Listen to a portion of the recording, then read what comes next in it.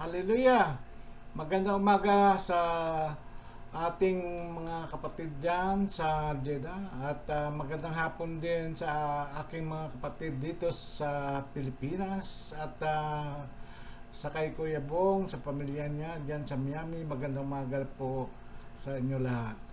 At ako ay nagpapasalamat sa oras nito sa Panginoon na kahit papaano maipapahatid ng Panginoon ang kanyang mensahe, no, sa pamamagitan ng pre-recorded na preaching video ko. Dahil sa oras na ito, maaring nasa Gimaras pa kami ng aking family. So, praise God! Palakpakan natin ang Panginoon. So, mga kapatid, ayon sa ating tema for the month of May, which is about awakening, renewal, and revival or restoration, ang aking natanggap sa Panginoon na maging mensahe niya sa araw na ito is about rekindling the fire. No? So, mga minamahal kong mga kapatid, may the grace and peace be with you in the name of our Lord Jesus Christ. Today, our message is for two groups of people sa ating iglesia. Yung unang grupo, sila yung mga dating masisipag at tapat maglingkod sa Panginoon. Dati, punong-puno sila ng passion, excited pumasok sa church o dumalo ng gawain, puno ng joy tuwing nasa bahay panambahan. But somewhere along the way, nagbago ang lahat. The fire grew cold for them. Dumadalo pa rin sila, pero parang wala na ang dating init. Ginagawa pa rin ang mga tungkulin sa ministry na kanilang kinabilangan, pero parang wala sa puso at wala na yung dating excitement at pagmamahal sa Panginoon. Ito ay nagpapakita na nanlamig at apektado ang commitment at katapatan sa paglilingkod sa Panginoon. Ang pangalawang grupo naman, sila yung mga nananatiling matatag at tapat. Kahit hindi sila lagi sa spotlight, hindi laging pinupuri o kinikilala ng pastor, ng mga kapatid, pero araw-araw, linggo-linggo, they remain faithful to the Lord. Kapag ang iba ay napapagod, sila ay tuloy pa rin.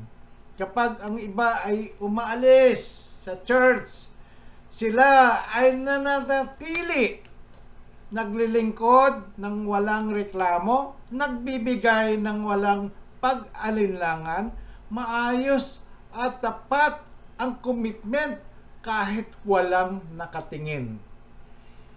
Today's message, mga kapatid, is para sa dalawang uri o grupo ng mga mananampalataya. Sa mga lumamig, prayer ko na by this message, gigisingin kayo para bumalik ang init. Sa mga nanatiling tapat, ipaalala sa inyo ng Diyos sa pamagitan ng mensaheng ito na kayo sa inyong mga pagpapagal, kasipagan, nakikita ng Diyos at pinapahalagahan niya ang mga ito. So, sabay-sabay po natin, mga kapatid, basahin ang text 2 na itong matatagpuan sa 2 Timothy chapter 1 verse 6. Sabi dito, "For this reason I remind you to kindle afresh the gift of God which is in you through laying on of my hands." Sa Tagalog, dahil dito ipinapaalala ko sa inyo na pagningasin mong muli ang kaloob na ibinigay sa iyo ng Diyos nang ipatong ko sa inyo ang aking mga kamay. So mga kapatid, samahan ninyo ako sa maikling panalangin. Tayo ay yumuko, ipikit natin ang ating mga mata, damhin natin ang presensya ng Panginoon. Hallelujah, Panginoon. Lord, we bless you. We magnify your name. King of glory, King of kings, the Lord of lords, the Alpha and the Omega, you're worthy, O God, to be praised. You're worthy, O God, to be worshipped, O God, in our midst, Lord. Father, Lord, we come before thy holy throne, Lord, right now. Tinataas ko ang mensahe na iyong ituturo sa bawat isa sa amin sa oras na ito, O God. Open the spiritual eyes and the spiritual understanding of your people, O God. That, Lord, by this word, Lord, they will be able, Lord, to understand ang nais mong iparating sa kanila, O God. Na nais mo, Panginoon, lahat kami ay mananatili, Panginoon, na nag-aalab ang aming pagmamahal sa iyo at paglilingkod sa iyo. Lord, we give you praise, we give, Lord, you thanks for everything you do in our lives. And we claim, O God, that today, this will be victorious day again. In Jesus' name, Amen. So, palakpakan natin muli ang Panginoon, mga kapatid. Praise God. So, una, talakayin muna natin sa ang mga unang grupo na kung saan sa mga nanlalamig, no? Ang puso. Mga kapatid, may mga bagay na kapag hindi inaalagaan ay unti-unting nawawala ang init. Ang apoy, kapag hindi nilagyan ng kahoy, ay mamamatay. Ang relasyon, kapag hindi inalagaan, ay lalamig.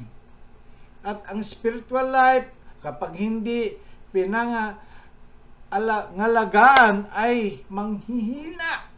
Maraming Kristiyano o mananampalataya ang dating nag-aapoy para sa Panginoon. Dating masipag sa prayer meeting, dating excited maglingkod, dating umiiyak sa presensya ng Diyos. Pero ngayon, malamig na. Nasa church, pero wala na ang apoy. Umaawit, pero wala ng alab. Naglilingkod, pero wala ng passion. Ano naman ang mga palatandaan ng nanghihinang mananampalataya o lumalamig na mananampalataya? Ito ang una, nawawala ang gana sa panalangin. Dating excited, dumalo sa prayer meeting, ngayon napipilitan na lang. No? Parang naghihila ng tatlong punong-puno ng isang truck na punong-puno ng kargamento, no? Kuya Eli, pag nagyaya ng tayo na, manalangin tayo, no? Minsan ang tagal, no? Tagal pumunta ang mga nais na ang mga kapatid para manalangin, no? So, ngayon, pangalawa, nawawala ang kagutuman or hunger sa salita ng Diyos. Sabi nga ng Matthew 4:4, man does not live in bread alone, but in every word that come out from the word, from the mouth of God. So dati, hindi na makatulog kapag hindi nakabasa ng Bible. Ngayon, mas marami pang oras. Saan? Saan marami pang oras hanggang umaga yan. Minsan natutulog na. Gumagana pa rin yung cellphone, naka-YouTube, no? So, mahaba ang oras para sa telebisyon at iba pang mga bagay, no? Kaysa dapat manatili siya, no, doon sa presensya ng Diyos. Pangatlong palatandaan, nawawala ang passion sa paglilingkod sa kanyang ministry. Dati, ang paglilingkod niya ay isang pribilehiyo, no? Pero ngayon, parang naging burden na, no? So, pang-apat, tinatamad dumalo sa gawain. Pag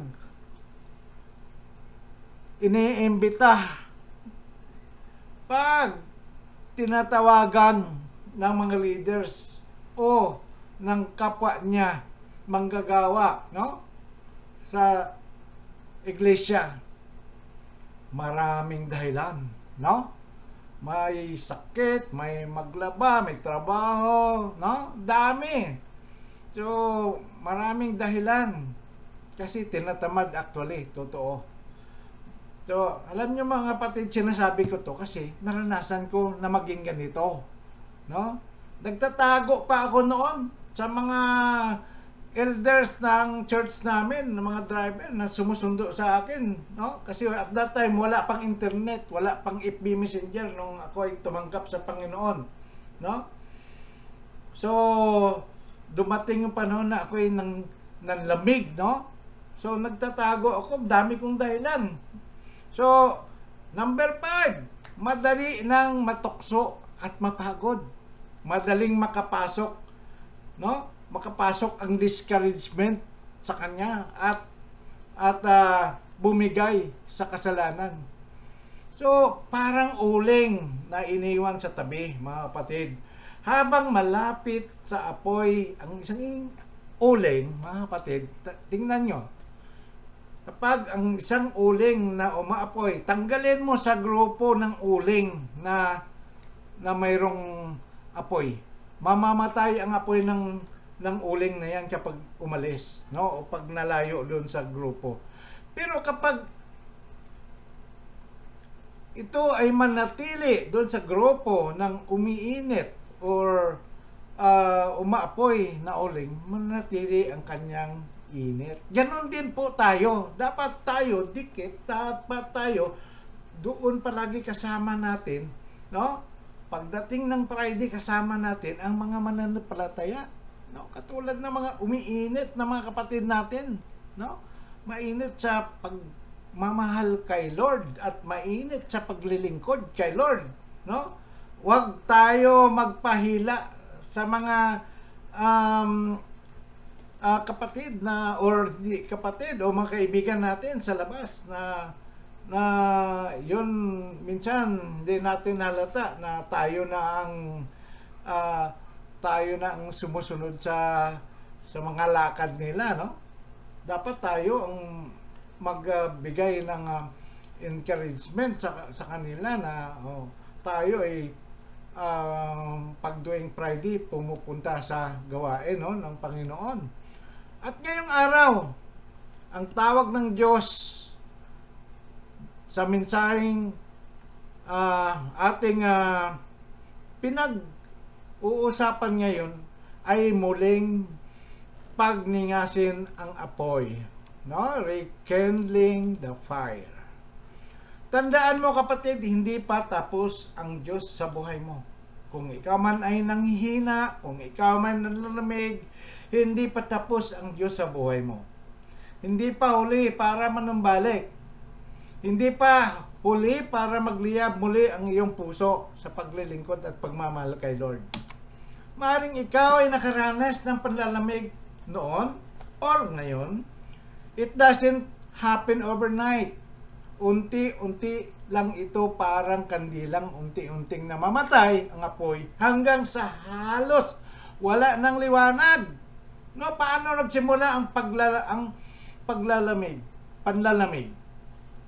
Nagsisimula ito kapag nagiging madalang na ang panalangin mo kumpara dati.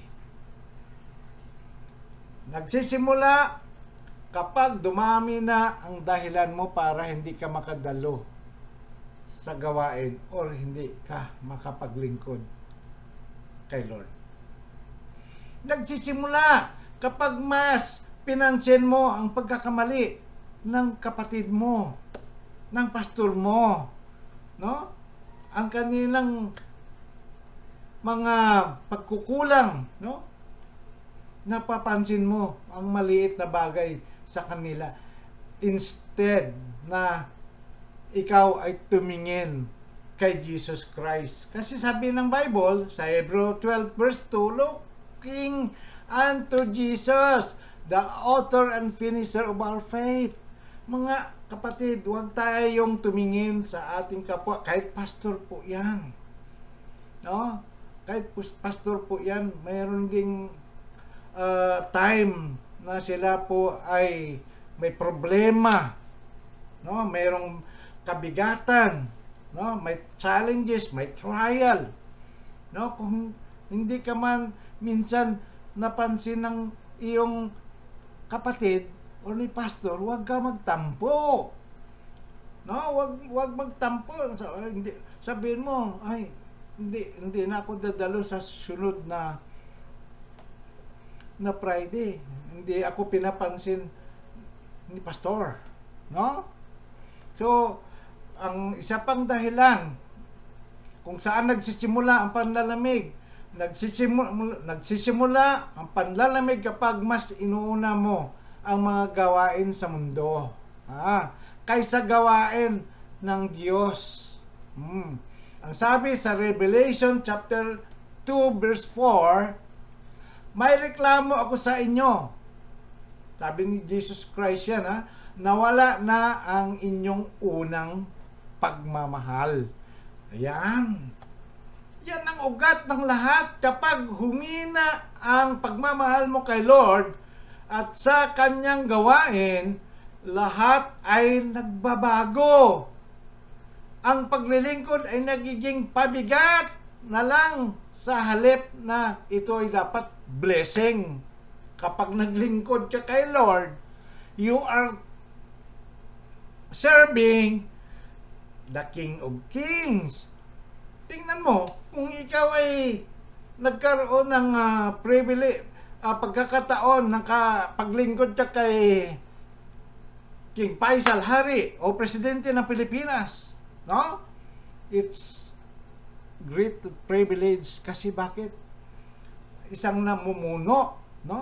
Isang namumuno sa isang bansa ay ikaw yung alalay, no? So much more na ang pinaglilingkuran natin, mga kapatid, is the King of Kings and the Lord of Lords, and that is Jesus Christ, our Lord. No? Look, who is your master? Somebody will ask, who is your master? My master is the King of Kings, and He is the Lord of Lords. I'm happy to serve my King and my Lord. No? So ang paglilingkod ay minsan sa mga nalalamig, ang paglilingkod ay nagiging pabigat na lang sa halip na ito ay dapat blessing.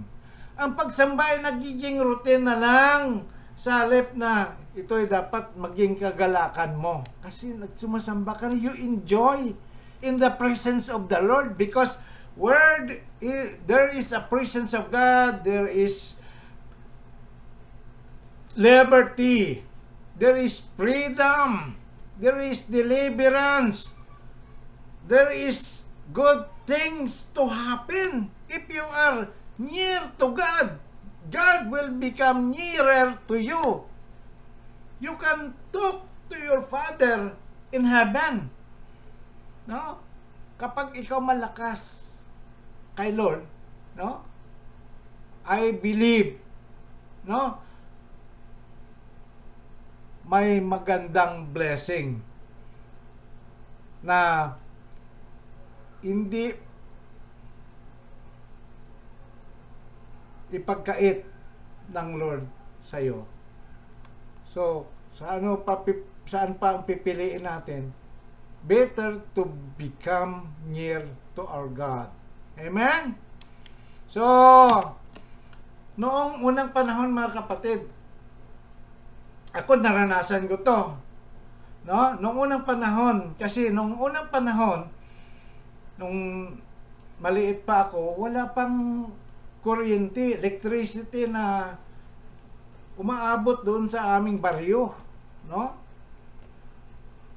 Pag sa gabi, ang ginagamit ng mga tao ay lampara or kingki, no? Gumagamit ang mga tao ng ilaw na ang gatong niya ay langis para maliwanagan ang bahay sa gabi. Gumagana ito ng maayos kapag puno ng langis, kasi pag walang gas, di ba? Parang sasakyan din yan na kapag walang gasolina, hindi aandar, no? Pag walang gas, yung kingki, yung sulo, ito ay hindi magliliwanag, hindi gagana, no? May isang pamilya, ang dating masigasig, araw-araw nilang nilalagyan ng langis, nililinis ang mitsa, no? Para maliwanag ang kanilang tahanan. Ramdam mo ang init at liwanag kapag pumasok ka sa bahay nila. Pero habang tumatagal, naging busy sila sa ibang mga bagay. Nakalimutan nilang maglagay ng langis sa kanilang lampara. Tumigil sila sa paglinis ng mga mitsa. Sa umpisa, may liwanag pa rin, pero malabo na. Kasi hindi nalinisan, no? Maya-maya ay kumukurap-kurap na lang hanggang sa halos wala ng liwanag na lumalabas. So mga kapatid, ganyan din tayo. Kapag nanlalamig, dati puno tayo ng liwanag, no? At init, pero nang tumigil ka sa pagpapakain ng espiritu mo sa magitan ng panalangin, pagbabasa at pag-aaral ng kanyang salita, at dumalo ng worship service, unti-unting namamatay ang apoy mo. Pumupunta ka sa simbahan, pero wala ka ng maibigay na liwanag o init sa iba. Halimbawa, ikaw ay inatasan at pinagkatiwalaan ng iyong pastor na gampanan ang tungkulin sa iyong ministry. Ito ay tinanggap mo at nagtiwala naman at umaasa ang iyong leader na gagawin mo ito na may buong katapatan. Subalit, pagdating ng araw, hindi mo ito ginawa o pinabayaan mo dahil may mga iba kang mga inuuna. Alam mo mga kapatid, may problema ang iyong katapatan at commitment. Ang sabi sa Luke chapter 16 verse 10 to 12, ang mapagkatiwalaan sa maliit na bagay ay mapagkatiwalaan din sa malaking bagay. So ganun din sa 1 Corinthians chapter 4 verse 2. Moreover, it is required. Pakinggan nyo. Moreover, it is required in stewards that a man be found faithful. Ang tanong, are you faithful mga kapatid? So it is you and the Lord who only knows that. No? Tapat ka ba sa tinanggap mong katungkulan? Nagagawin mo para sa Panginoon? Ang amo mo, ang nag-utos sa iyo, hindi si pastor, hindi yung kapatid mo, kundi ang Panginoon. Doon ka naglilingkod, hindi sa tao. You cannot please people, but you are there because you should love the task that the Lord has given you, because you love the Lord, no? So Alam niyo mga kapatid, magka-problema ang gawain ng Diyos kung ikaw ay nakaschedule sa pagluto pero hindi ka pumunta kasi sumama ka sa lakad ng barkada mo. Magka-problema ang gawain ng Diyos kung hindi mo nasundo ang mga kapatid dahil tinatamad ka. Magka-problema ang gawain ng Diyos kung ang worship team ay hindi nakapag-practice ng maayos sapagkat late ang oras ng practice dahil ang mga membro na ay nagpupuyat tuwing Thursday night sa ibang mga bagay. Magka-problema talaga. Kaya struggle. No? Struggle ang music team. Magka-problema ang gawain ng Diyos kung ikaw ay nakaschedule na magbigay ng exhortation, sa Bible exhortation, sa love offering exhortation, or mag-preach, pero hindi ka naghanda. At sinabi mo kay pastor, hindi ako naghanda, pastor, saluhin mo na lang, ikaw na lang mag-exhort, ikaw na lang mag-preach. Si pastor nagluluto, no? Pastor Ariel nagluluto. Nakaschedule. Problema ito, kuya. Ako pa magluluto, ako pa magpipreach. No? So, mga kapatid, dapat malayo pa lang, nagsasabi na tayo na hindi tayo pwede. Para yung mga pwedeng or available na gampanan ang task na nakaschedule sa iyo, sila ay makapaghanda. No? So, alam nyo, sa paggawa ng mensahe ng Panginoon, ng sermon, the preacher first has to talk to the Lord, to pray to the Lord, ask the Lord, Lord, what is the message that you want your people to hear? Huh? Hindi dapat ito nanggagaling sa sariling gusto lamang, kaisipan, o sariling knowledge. Dapat ito ay may basbas ng Panginoon at ito ay nabuo dahil sa tulong ng banal na Espiritu. No? So, hindi basta-basta na sa ating mga tinanggap na mga katungkulan sa ministry natin. Parang pabaya natin. Basta lamang makaraos. We need to give our best to our Lord sa paglilingkod natin. Thursday pa lang, dapat wala na nagpupuyat sa ibang mga bagay. Dapat nakameditate. No, nakameditate ang song leader. Nagbabasa ng mga book doon sa mga verses doon sa Book of Psalms.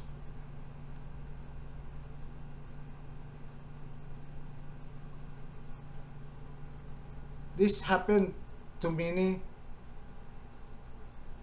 churches actually. Hindi lamang sa iglesia natin. Kasi nais ng kalaban na hindi maging maayos ang worship ng isang iglesia. No? So, maging ano tayo mga kapatid? Mapanuri sa ating mga ginagawa kung ito po ay nalulugod ang Panginoon. Prepare always your heart, your life sa Huwebes pa lang, dapat hindi na tayo nagpupuyat sa ibang mga bagay. Kasi bukas, kinabukasan Friday, we will meet our Lord. No? So, mga kapatid, isa sa pinakamalaking pangangailangan ng church ngayon ay hindi lang mas malaking building, gwapong building, or magandang sound system, or maraming programa, or maraming members na dumadalo, or maraming manggagawa. Ang kailangan ng simbahan ay mga taong committed at faithful. Maraming nagsisimula pero kaunti lamang nagpapatuloy. No? Marami ang excited sa simula, active sa ministry, present sa practice ng music, laging available, pero habang tumatagal, dumating yung panahon na sila ay nanlamig, nawala, naging inconsistent, at nawala ng passion. Dapat hindi tayo nagbabago because the Lord that we are serving hindi siya nagbabago, mga kapatid. He changed not. No? Dapat, at ang masakit, mga kapatid, hindi problema minsan ang kakulangan ng talent. Ang problema ay kakulangan ng commitment. Ang ministry ay ipinagkatiwala ng Diyos sa atin. Kaya alagaan natin ito, mga kapatid. Kung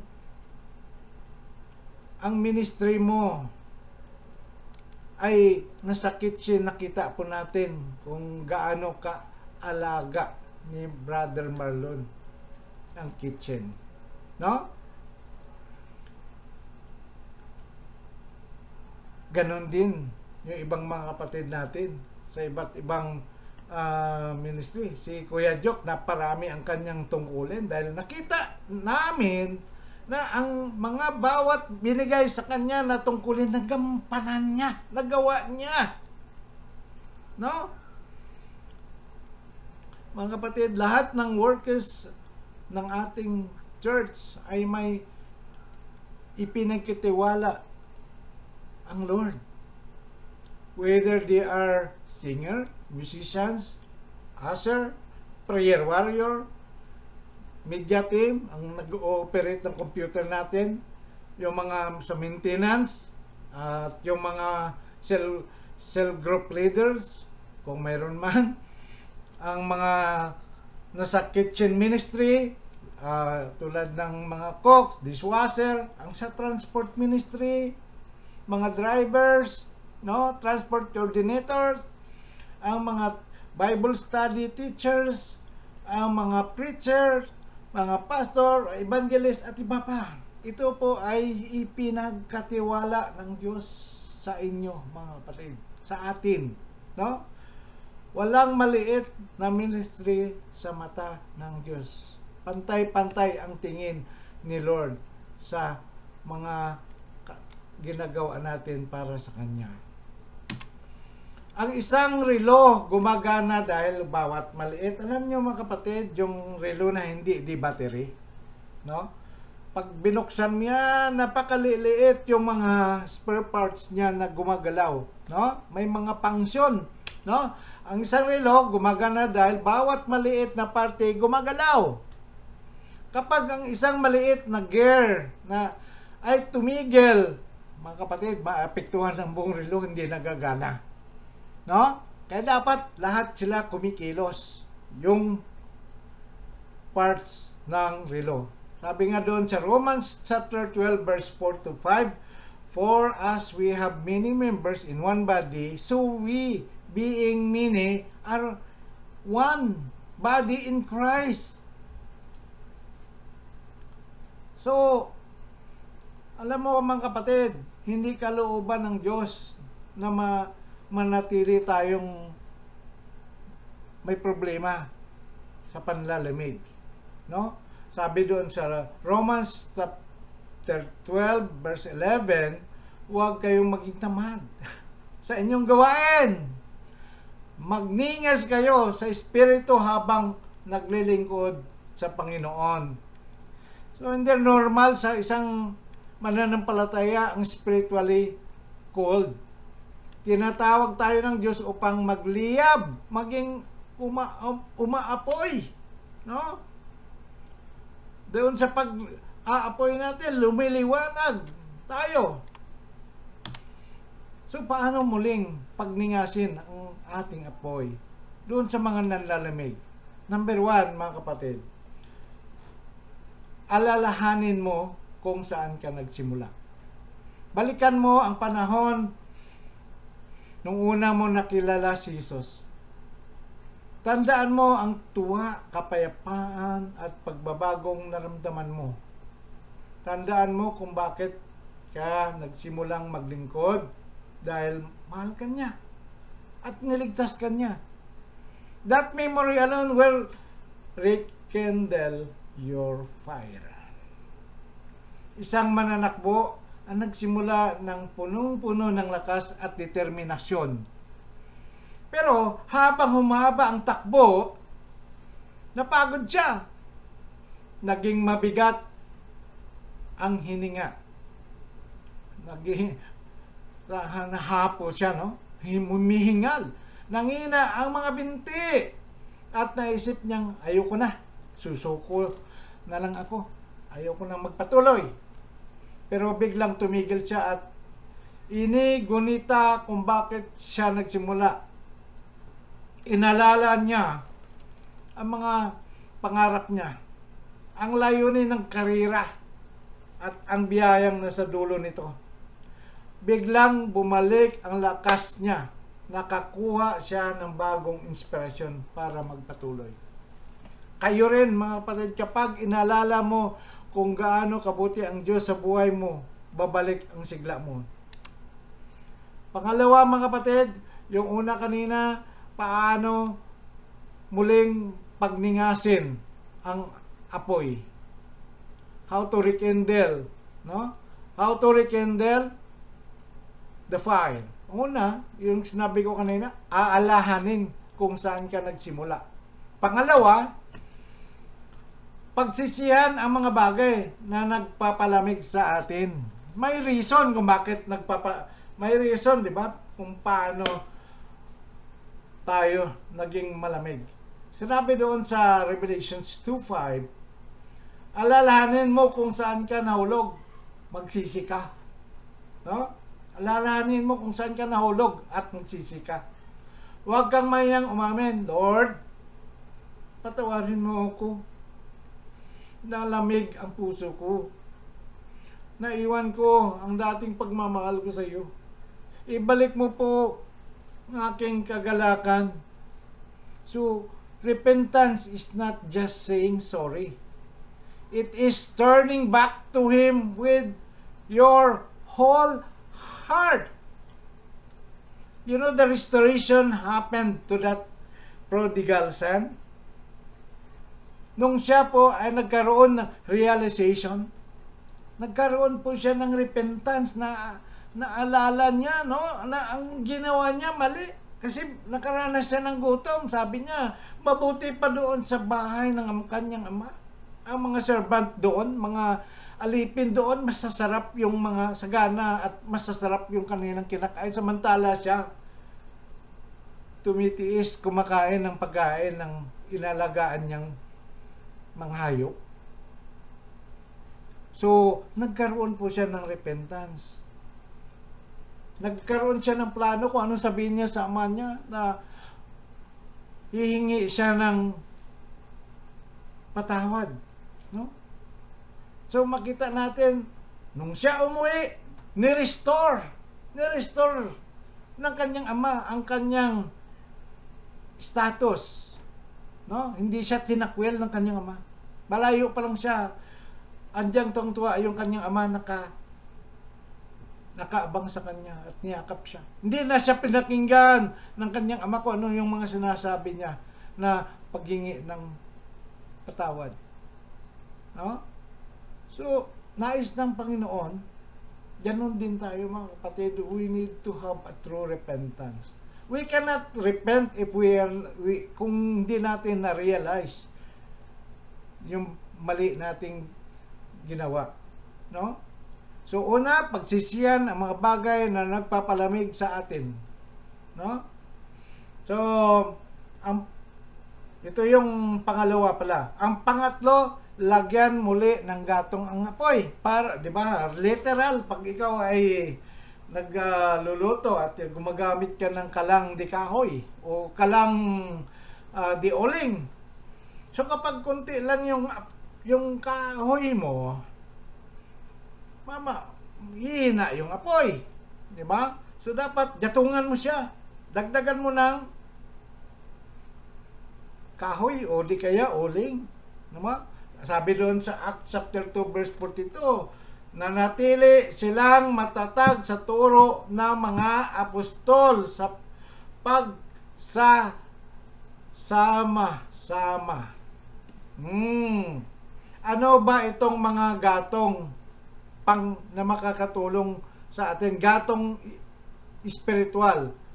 Number 1, prayer, mga kapatid. Prayer. A prayerful Christian is a powerful Christian. Pangalawa, Bible reading. Reading the Word of God. No? Reading the Word of God, meditation, devotion. Dapat maging consistent tayo. If we are consistent in watching YouTube video or sa pag-open natin ng ating FB messages, TikTok, or whatever application we have in our iPhone, no, or tablet, or whatever type of phone, mga kapatid, we need to be consistent also every day in reading the Word of God. No? Anong sinasabi sa Joshua 1:8? Anong sinasabi sa Joshua 1:8? Kuya Saldi, baka pwede mong i-recite ang Joshua 1:8 yan para marinig ng ating mga kapatid. No? So dapat, mga kapatid, do not let the book of this law, no, depart from your mouth. Sabi, meditate on it day and night so that you will know, no, everything written on it, para malaman natin kung ang mga kalooban ng Panginoon ang nais ng Diyos para sa atin kapag tayo nagbabasa ng kanyang love letter, which is the Bible. No? Magandang balita. Then you will become, sabi niya doon, then you will become successful and prosperous. Palakpakan natin ang Lord, mga kapatid. Ganon yun. If we read the Bible, it will be the panggatong para tayo umapoy. No?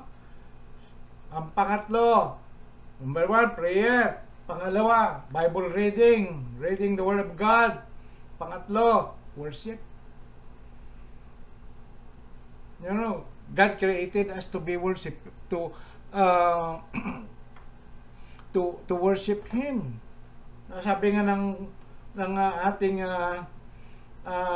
nung sa isang anniversary natin, yung heart of worship, we need to have that heart, a worshiping heart, no? Our Lord God is worthy to be praised and He is worthy to be worshipped. Sa mga ginawa niya para sa atin, He is worthy to be worshipped. Kaya dapat tayo maging worshiper ni Lord. God is looking for a true worshiper that will worship Him in spirit and in truth.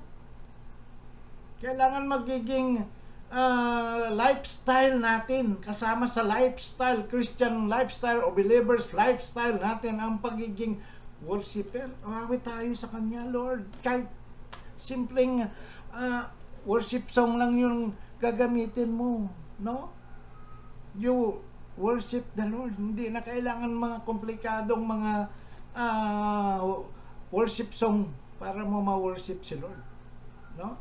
Yung mga familiar song na alam mo, awitin mo yun. Then, start worshiping God. No?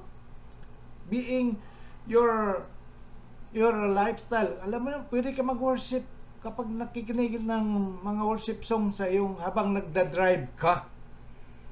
Na pwede ka mag-worship sa Kanya.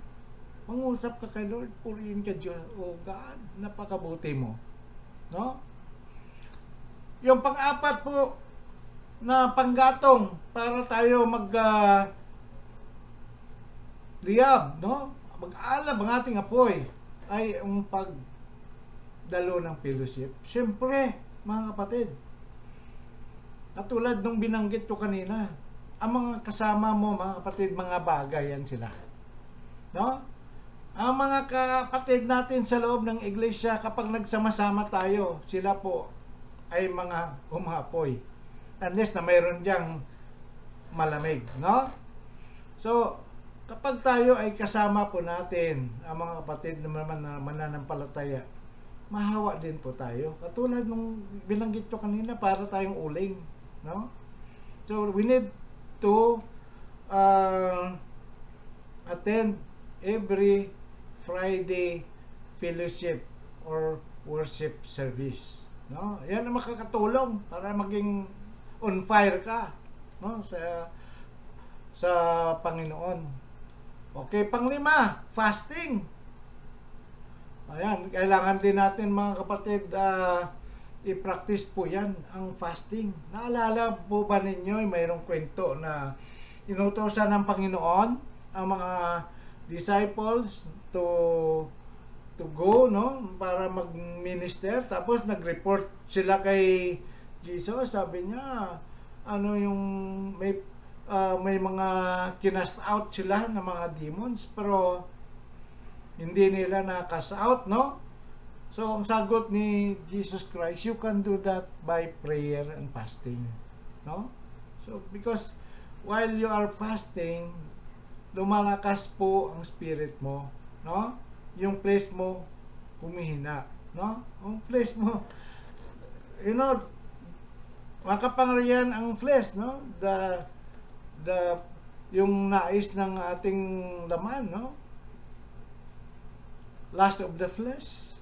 So, but yung mga kahinaan po natin, mga kapatid na yan, kung idaan po natin sa prayer and fasting, magtagumpay po tayo. Mapagtagumpayan po natin, no? May mga bagay na nais mong napaulit-ulit mong ginagawa, nais mo ito ay mawala sa buhay mo. Try prayer and fasting. Then, obedience, mga kapatid. Be an obedient child of God. No? Be an obedient child of God. Kasi, kung obedient ka sa Panginoon, ang mga sinasabi niya, yan ang ginagawa mo. Di ba? So, once you are obeying the will of God, no, in your life, you will become hot, no, hot, or magiging mag-alab ang apoy mo sa pagmamahal sa Kanya at paglilingkod sa Kanya. Ang pang-apat, mga kapatid, una, anong gagawin natin para magliyab tayo or para mag-alab tayo para matanggal yung panlalamig o panghina po natin? Yung unang binanggit, alalanin kung saan ka nagsimula. Pangalawa, pagsisihan ng mga bagay na nagpapalamig sa atin. Pangatlo, lagyan na muli ng gatong ang apoy, no? Ang pang-apat, ibalik ang dating gawain, no? So gawin mo ulit ang mga bagay na ginagawa mo noong malapit ka pa kay Lord. Noong mainit ka pa kay Lord. Magdasal ng mas madalas. Ayan, sinabi ko rin kanina yan. Magbasa ng salita ng Panginoon. Dumalo ng may mga gawain. Maglingkod ng buong puso at katapatan. No? Start small if you must, but start again. Number 5, humingi ng panibagong lakas mula kay Lord. No? Sabihin mo kay Lord, gaya sa awit 51, no? Ito, sabi ni David, awit ni David. Lord, create in me a clean heart. No? Gawin mo akong panibago. No? And renew my spirit. Ibalik mo ang apoy na nawala. No, punuin mo ulit ako ng iyong Espiritu Santo. Ito yung sinabi doon sa awit, no, na 51 sa Psalm, no? So create in me a clean heart, O Lord, and give me the right spirit within me. Oh, may awit na ganyan, di ba? Okay, humingi ng panibagong lakas mula kay Lord. Ang susunod, ang mga taong nag-aapoy ay nakakaapoy o nakakahawa sa iba. Sabi doon, Matthew chapter 5 verse 16, magliwanag ang inyong ilaw sa harap ng mga tao. Dapat yung ilaw po natin sa harap ng tao, no? Maliwanag. Kapag ang believer ay nag-aapoy, may buhay ang worship. Totoo yan. You can discern if the worship leader, no? Yung sinasabing anointed, no?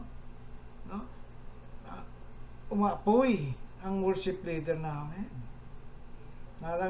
Naramdaman namin ang presensya ng Lord, no? Sa bilang song leader namin, no? So maging yung mga instrumentalists, because worship leaders are not only song leaders. Worship leaders are the whole music ministry. No? Kasi isang body yan di ba? Katulad nung sinasabi ko kanina, sa body natin, isang katawan tayo. May tainga, may ilong, may mata, no? Iba't iba, may kamay, may paa. So, ganun din sa music, di ba? Sa music, mayroong drummer, mayroong organist, mayroong gitarista, lead guitar, rhythm guitar, no? Tapos, siyempre, mayroong song leader. But they are called, all of you in the music ministry are called worship leaders. No? So, kapag ang believer ay nag-apoy, may buhay ang worship, may impact ang testimony mo. Okay? During the testimony, you testify what God had done to you. Hindi yung magkwento ka na lang ng mga wala si Christ, na hindi kasama si Christ, no? Ang testimony should be up. It should be up, no? Accurate, brief, and Christ-centered. Accurate, brief, no? And Christ-centered, hindi mahaba. Brief, kaya dapat accurate, dapat Christ-centered, no? Na may impact naririnig ng mga kapatid ang kung paano ginawa ng Lord sa iyo, lalo na kapag nag-testify ka kung ano ka dati. Ano yung buhay mo dati nung wala ka pa kay Kristo, no? At nung tinanggap mo si Kristo, si Lord Jesus bilang Lord and Savior mo, ano ang mga binago niya sa buhay mo? Yan. That is the best testimony. No? So, kaya nga pagdating ng testimony, kapatid, huwag tayo magtawag na, sa mga presider huwag tayo magtawag na, my birthday, para request natin tumayo. No? Hayaan mo sila na mismo ang magkusa na umakyat. No?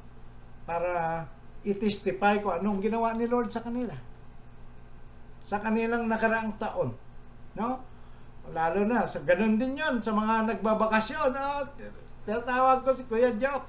Kasi bagong dumating, galing bakasyon. No? Usually, ganun ang naging routine natin. Hayaan natin mga kapatid na sila ang kusang lumapit at i-testify nila kung ano ang ginawa ng Lord. No? Kasi meron pa nga dyan, nahiya na, napilitan na lang eh. No? Dahil tinawag na eh. No? Nahiya siya. So, ito pa. Kapag ang believer ay nag-aapoy, may power ang prayer. Umapoy, may power ang prayer. So, ma-discern mo yan mga kapatid. Kapag ang isang believer ay umaapoy, mainit ang prayer niya, no? Mayroong kapangyarihan, no? Mayroong anointing, no?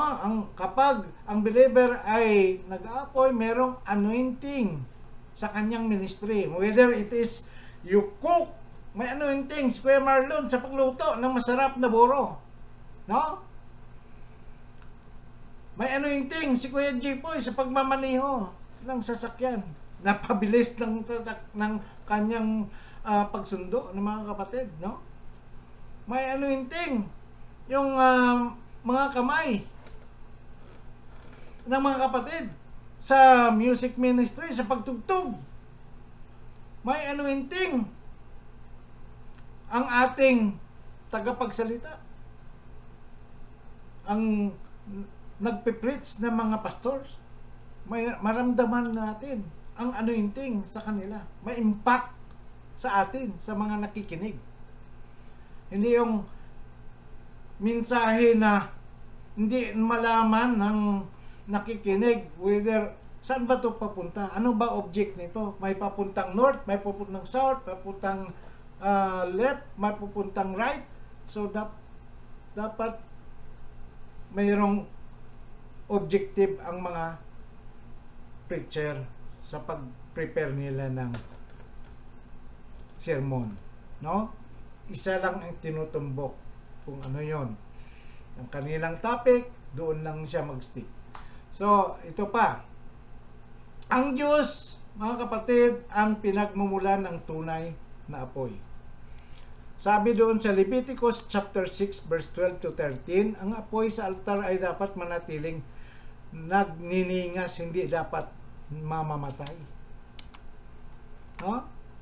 So, yan. Pangalawa, ang ating pag-usapan naman ngayon, yung una kanina, yung first part, ay yung mga nakakaranas ng panghihina o panlalamig.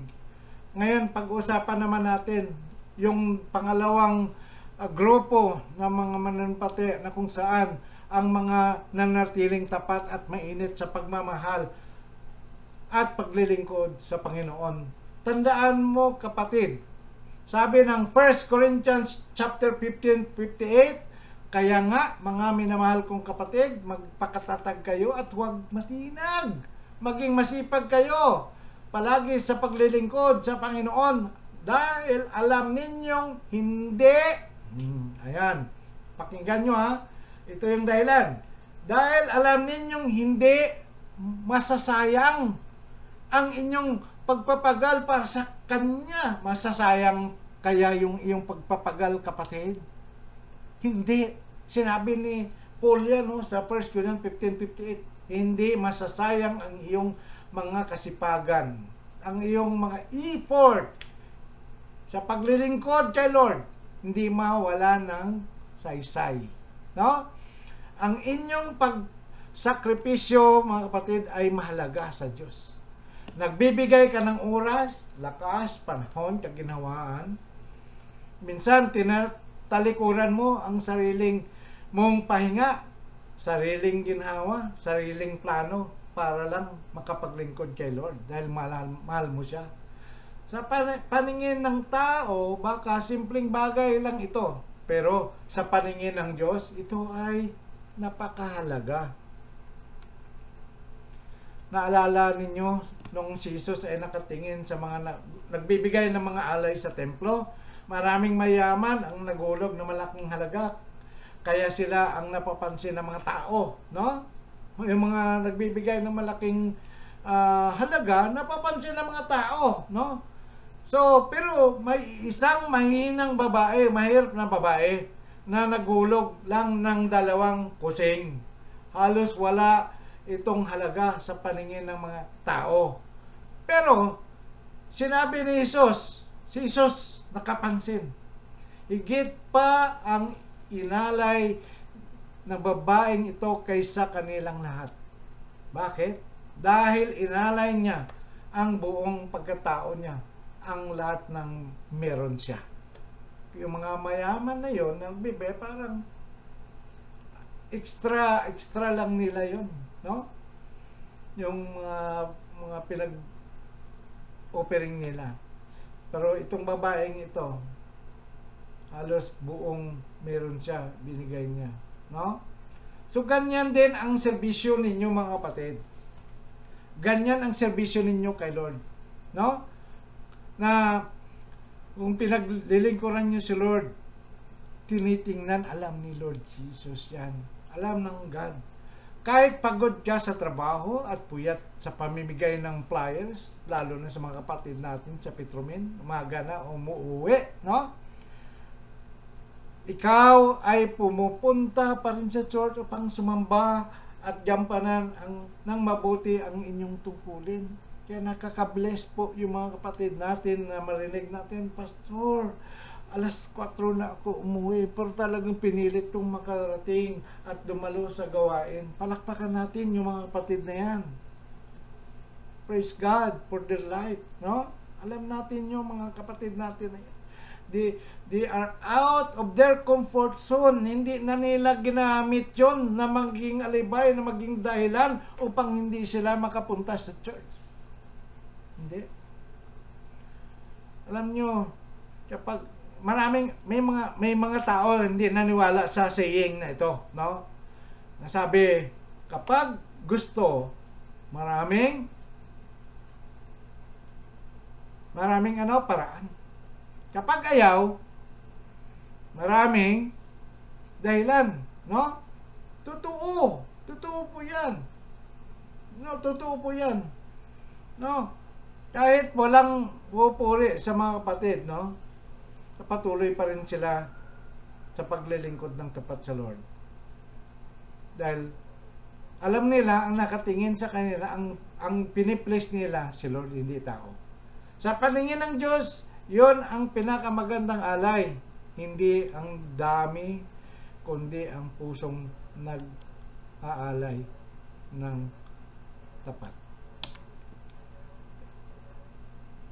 Ikaw ay isang mabuting halimbawa, kapatid. Ikaw na naglilingkod ng tapat kay Lord. Ikaw ay isang mabuting halimbawa. Kapag ang iba ay nanghihina, ikaw ang nagsilbing inspirasyon. No?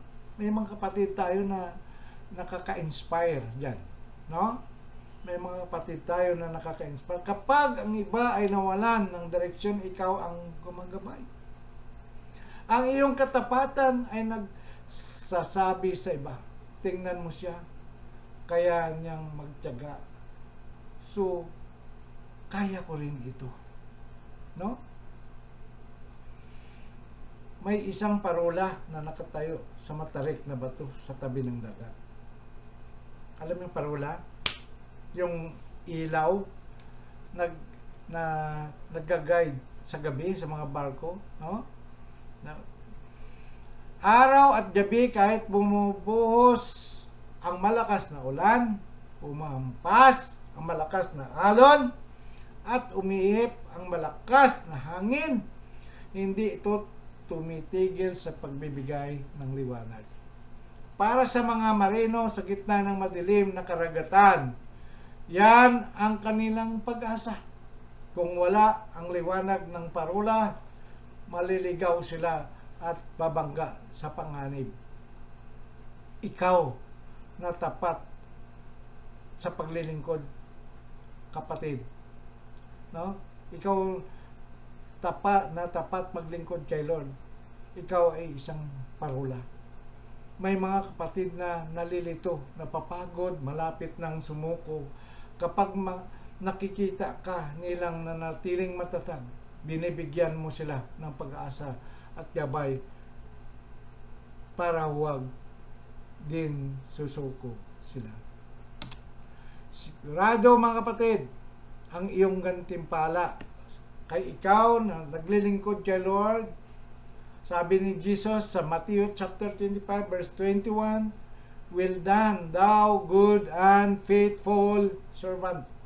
Enter thou into the joy of the Lord." Hindi niya sinabi na well done, talented servant, or well done, famous servant. Ang sabi niya, faithful servant. So don't grow weary in doing good.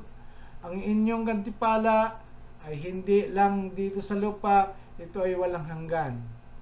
Darating ang araw, matapos ang lahat ng tungkulin, mawawala ang mga titulo, pero mananatili ang isang bagay, ang papuri ng Diyos sa iyong katapatan. Closing message. Mga kapatid, ngayong araw ay nagsalita ang Diyos sa bawat puso natin.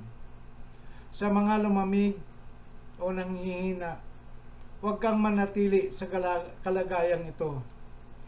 Huwag mong hintaying tuluyang mamatay ang apoy sa puso mo. Bumalik ka ngayon din. Bukas ang mga bisig ng Diyos para tanggapin ka ng buong pagmamahal. Maaari mo pang ibalik ang init. Maaari mo pang simulan muli ang tama. At para naman sa mga nanatiling tapat, ipagpatuloy mo lang ang mabuting gawain. Huwag kang mainip, huwag kang mawalan ng gana, dahil pakiramdam mo ay walang nakakaalam. Si Lord alam niya. Nakikita ka ng Diyos. Pinahahalagahan niya ang bawat patak ng pawis mo. At naghahanda siya ng walang kapantay na gantimpala para sa iyo.